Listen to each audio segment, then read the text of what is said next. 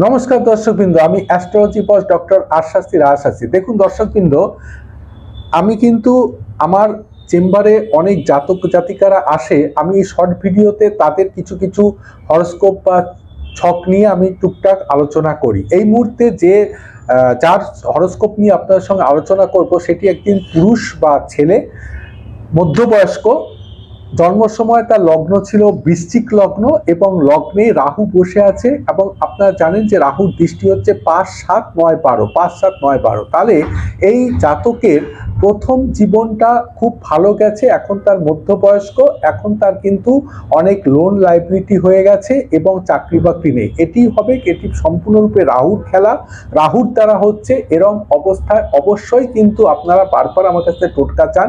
এক্ষেত্রে তার টোটকা হচ্ছে মা ছিন্নমস্তার পূজা করা। রাহুর অধিষ্ঠাত্রী দেবী মা ছিন্নমস্তা, মা ছিন্নমস্তার পূজা করতে হবে। এরকম অবস্থা আমার সঙ্গে যোগাযোগ করবেন। নমস্কার, ধন্যবাদ।